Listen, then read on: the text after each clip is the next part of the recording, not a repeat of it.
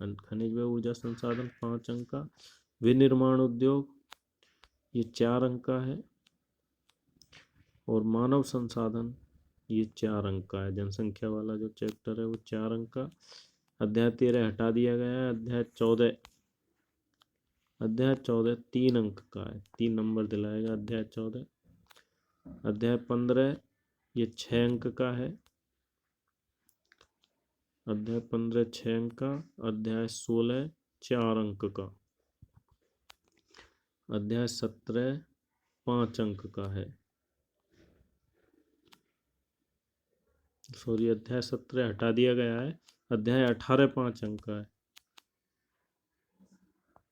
और अध्याय 19 और 20 ये दोनों 2-2 अंक के हैं। तो कुल 80 अंक हैं ये आपके। 80 अंक के हिसाब से डिवाइडेशन।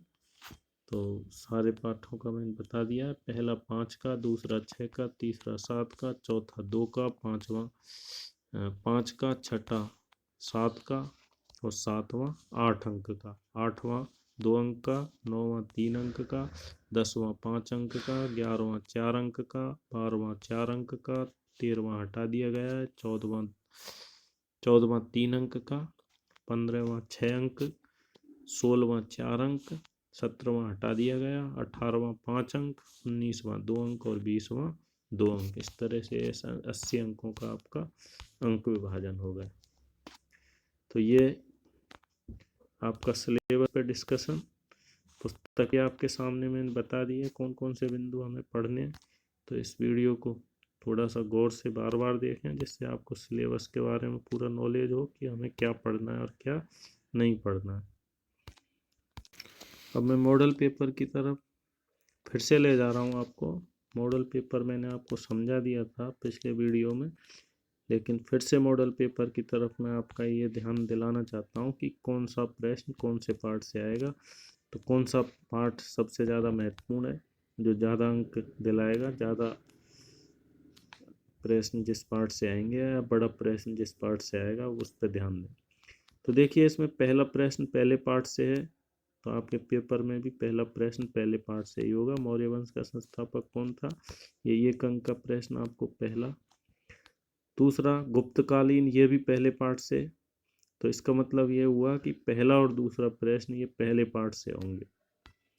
फिर अध्याय 4 से, भूमध्य सागर व लाल सागर को मिलाने वाली नहर कौन सी है, तीसरा प्रश्न है वैसे वाला, ये अध्याय 4 से आएगा। औद्योगिक क्रांति से, जो इंग्लैंड की औद्योगिक क्रांति है उसमें से आएगा। कुछ भी पूछ सकते हैं, इसमें जो प्रश्न दिया है वो जरूरी नहीं है, कोई भी प्रश्न आ सकता है। फिर अध्याय 4 है भाखड़ा नांगल परियोजना, या 8 पाठ में से है। तो अब 8 पाठ में से एवे सैदे वाले ही प्रश्न आएंगे, केवल 2। चौथा और 5वां गौर करिए, भाखड़ा नांगल परियोजना और कौन सा युग में सुमेलित नहीं है, ये दोनों प्रश्न 8वें पाठ में से।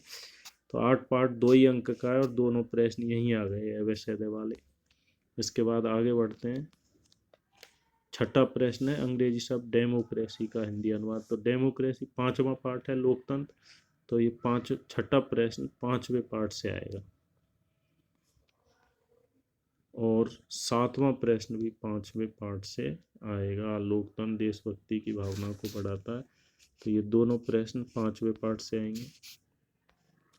इसके बाद मूल संविधान में लोकसभा की सदस्य संख्या, यह अध्याय 6 केंद्र सरकार वाले पाठ में से है।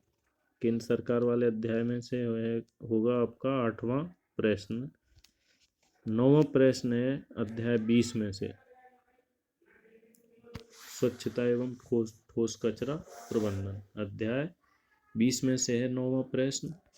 फिर 10वां प्रश्न है आपका भारत में प्रथम पंचवर्षीय योजना की समय अवधि क्या है, अध्याय 14 में से। प्रथम पंचवर्षीय योजना की समय अवधि अध्याय 14 में से आएगा आपका प्रश्न नंबर 10। तो ये एवे सैदे वाले प्रश्न। इसके बाद वर्धन वंश का संस्थापक कौन था, ये 1 अंक का प्रश्न अध्याय 1 में से। तो आप देखिए, पहला दूसरा प्रश्न एवे सैदे वालों में इस या ऑब्जेक्टिव प्रश्न भी पहले ही पार्ट से थे शुरू के 2 प्रश्न, और अब ये दूसरे खंड बैच जो शुरू हो रहा है इसमें से भी पहला प्रश्न यानी प्रश्न नंबर 2 वर्धन वंश का संस्थापक, ये भी किस पार्ट से है? अध्याय 1 से। तो अब तक अध्याय 1 से 3 प्रश्न मैं बता चुका हूँ 1-1 अंक के। फिर है प्रश्न 3, राज्यपाल किसकी इच्छा पर्यंत अपने पद पर बना रहता है? 1 अंक, अध्याय 7 से। अध्याय 7 से एक प्रश्न, और अध्याय 7 से ही चौथा प्रश्न भी देखिए, तीसरा और चौथा दोनों किस में से आएंगे? अध्याय 7 में से। अध्याय 7 में से तीसरा और चौथा प्रश्न आएगा आपके मेन पेपर में, और इसके अलावा 28वां प्रश्न 6 अंक का। तो 2 प्रश्न ये हो गए 1-1 अंक के, तीसरा और चौथा, और 28वां प्रश्न भी इसी पार्ट से होगा 6 अंक का। तो ये 8 अंक का पार्ट है, 8 अंक का अध्याय है कुल, और 8 अंक आपके पूरे हो जाते हैं प्रश्न नंबर 3, प्रश्न नंबर 4 और प्रश्न नंबर 28। इसके बाद है प्रश्न नंबर 5, राजस्थान के किस नगर को सीमेंट नगरी भी कहा जाता है? ये अध्याय 11 में से है। विनिर्माण उद्योग वाले जो अध्याय है उसमें से है अध्याय 11 में से प्रश्न नंबर 5। इसके बाद राष्ट्रीय विधिक सेवा दिवस कब मनाया जाता है? ये उपभोक्ता वाले में से, उपभोक्ता अधिकार अध्याय 18 उसमें से है ये 6ठा प्रश्न। तो 6ठा प्रश्न पेपर में भी आपको, मेन पेपर जो होगा आपका मई में, उसमें भी इसी पार्ट से मिलेगा अध्याय 18 से 1 अंक का। फिर स्वच्छ भारत मिशन का कोई एक उद्देश्य बताइए, अध्याय 20 में से लास्ट जो चैप्टर है आपका, आपकी पुस्तक का, उसमें से है ये। तो इस तरह से अब तक एक ऊपर आ चुका है एक प्रश्न इस पार्ट से 20 में से, और एक ये हो गया। इसके बाद लोकतंत्र के एक रूप सामाजिक लोकतंत्र का क्या अर्थ है? ये 5वें पार्ट में से। तो 5वें पार्ट से अब तक 3 प्रश्न आ चुके हैं आपके 1-1 अंक के। तो अब आगे बढ़ते हैं। खाली स्थान आ गए, 9वां 10वां 11वां, 3 प्रश्न आपके खाली स्थान है। तो इनमें देखते हैं क्या है। अध्याय 9, भारत में तिलहन उत्पादन में किस राज्य का प्रथम स्थान है? तो ये कृषि वाले पार्ट में से, अध्याय 9 में से 9वां प्रश्न अध्याय 9 में से। ग्राहम बेल ने टेलीफोन का आविष्कार किया, ये अध्याय 4 में से है, औद्योगिक क्रांति। प्रश्न नंबर 10 किस पाठ में से है? अध्याय 4 में से। तो आपको वहाँ भी अध्याय 4 से प्रश्न नंबर 10 मिलेगा। बाजरा उत्पादन की दृष्टि से तो ये अध्याय 9 में से बाजरा उत्पादन, और ऊपर तिलहन उत्पादन अध्याय 9 से प्रश्न नंबर 9 और प्रश्न नंबर 11, 2 प्रश्न मिल चुके हैं हमें। अब बड़े प्रश्नों की तरफ बढ़ते हैं हम। खंड ब प्रश्न, ये 2-2 अंक के प्रश्न हैं 12 से 19 तक। इनकी बात करें तो मौर्यकाल पहला पार्ट है। तो पहले पार्ट से ऊपर 1-1 नंबर के 2 प्रश्न आ चुके थे, 3 प्रश्न आ चुके थे। एक तो वर्धन वंश, एक गुप्त वंश का प्रश्न, और एक मौर्य वंश का। 1-1 नंबर के 3 प्रश्न ऊपर आ चुके हैं, और ये 2 अंक का एक प्रश्न ये है, मौर्य काल में समाहर्ता के कार्य बताइए। तो इस तरह से 5 अंक का अध्याय और 5 अंक के प्रश्न इसमें आ चुके हैं पहले पार्ट से। प्रश्न नंबर 13 रोलट एक्ट, ये अध्याय 2 में, सॉरी अध्याय 3 में से है। अध्याय 3 में से रोलट एक्ट को काला कानून क्यों कहा जाता है? ये 2 अंक का प्रश्न अध्याय 3 में से, प्रश्न नंबर 13। फिर प्रश्न नंबर 14 नकदी फसलें क्या हैं? इन कोई 2 नकदी फसलों के नाम लिखिए। तो नकदी फसलें ये अध्याय 9 में से, भारत में कृषि वाले पार्ट में से है ये अध्याय 9।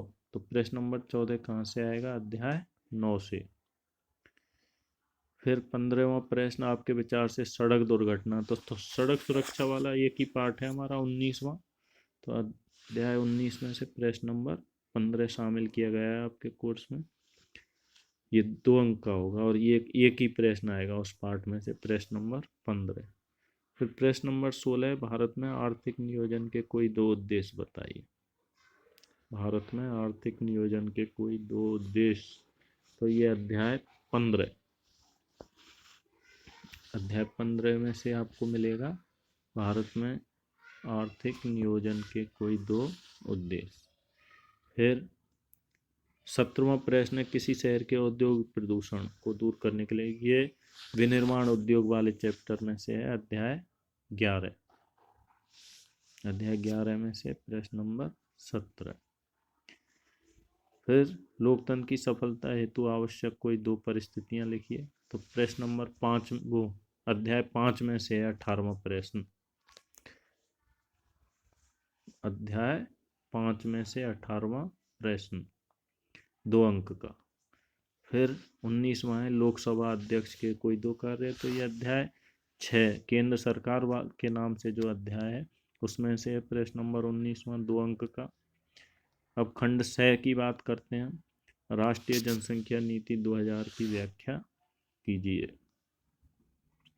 तो राष्ट्रीय जनसंख्या नीति इस बार आपके कोर्स में से हटा दी गई है, फिर भी अगर मॉडल पेपर में दे रखी है तो ये अध्याय 12 मानव संसाधन वाले चैप्टर में से होगा 20वां प्रश्न, और अथवा में भी है ये, और अथवा में इसमें दे रखा है भारत में जनसंख्या वृद्धि के प्रमुख कारणों की व्याख्या कीजिए।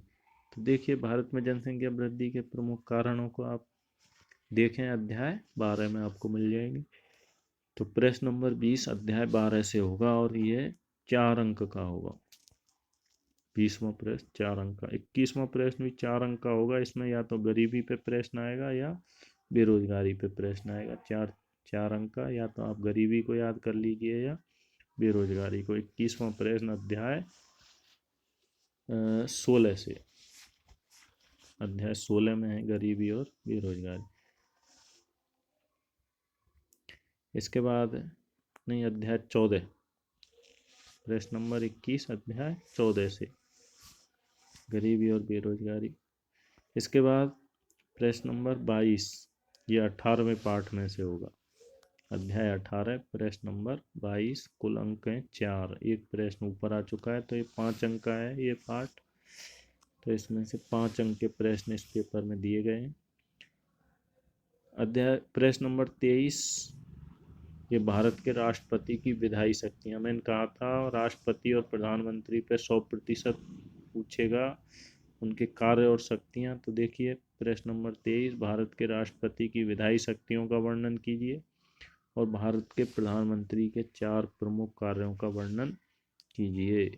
दोनों से प्रश्न आ गया है, राष्ट्रपति से भी और प्रधानमंत्री से भी, तो ये दोनों याद करने हैं आपको, राष्ट्रपति और प्रधानमंत्री। 23वां प्रश्न मिलेगा 4 अंक का, 4 अंक दिलाएगा ये। इसके बाद है भारत के मानचित्र में निम्नलिखित कीजिए। भारत के 2 मानचित्र आएंगे, प्रश्न नंबर 24 और प्रश्न नंबर 25, 2 नक्शे आएंगे भारत के मानचित्र के। तो पहले में तो भूगोल के पाठ हैं, भारत की प्रमुख कोयला क्षेत्र और खनिज पेटियां, इसका मतलब ये हुआ कि ये अध्याय 10 में से आएगा ये प्रश्न नंबर 24वां। तो अध्याय 10 के नक्शों को ढंग से देख लें। विनिर्माण उसमें क्या, भारत के खनिज संसाधन वाला जो चैप्टर है अध्याय 10, उसको ढंग से देखें, उसमें से आएगा 24वां प्रश्न, 5 अंक दिलाएगा नक्शा। फिर प्रश्न नंबर 25 भारत के मानचित्र में, ये भी भारत के मानचित्र में, ये भी 5 अंक का प्रश्न है और इसमें भारत के किसी भी शहर को 8 पार्ट 8 से लेकर 8, 9, 10, 11, 12 इनमें से पूछा जाएगा। फिर 26, 27, 28 ये तीनों प्रश्न 6-6 अंक के होंगे। कितने अंक के होंगे? 6-6 अंक के। और ये 3 अथवा में इनके 3-3 विकल्प दिए होंगे, यानी आप अध्याय पहले की बात करें हम, सल्तनत कालीन प्रशासन, ये अध्याय 2 में से है, तो अध्याय 2 आपके 6 अंक का बड़ा प्रश्न आएगा इसमें से, और एक ही प्रश्न आएगा इस पाठ में से केवल। और प्रश्न होगा या तो सल्तनत कालीन प्रशासन का विस्तार से वर्णन, छत्रपति शिवाजी की प्रमुख उपलब्धियां और हमीरदेव चौहान की प्रमुख उपलब्धियों का वर्णन कीजिए। तो यह अध्याय महत्वपूर्ण है। दूसरा अध्याय, ये 6 अंक का एक प्रश्न आएगा केवल और बड़ा प्रश्न होगा, तो इसलिए महत्वपूर्ण है आपको पूरा पाठ ढंग से पढ़ना है। फिर प्रश्न नंबर 27, ये वैश्वीकरण, ये आर्थिक सुधार जो थे अध्याय 15 में, उसमें से आएंगे प्रश्न नंबर 27 अध्याय 15 में से, और 6 अंक दिलाएगा, एक ही प्रश्न आएगा उसमें से। वैश्वीकरण, आर्थिक सुधार और स्वदेशी की अवधारणा। तो ये प्रश्न नंबर 27 और अंतिम प्रश्न है आपका प्रश्न नंबर 28। तो प्रश्न नंबर 28 आपका अध्याय 7 में से होगा, राज्य सरकार वाले में से।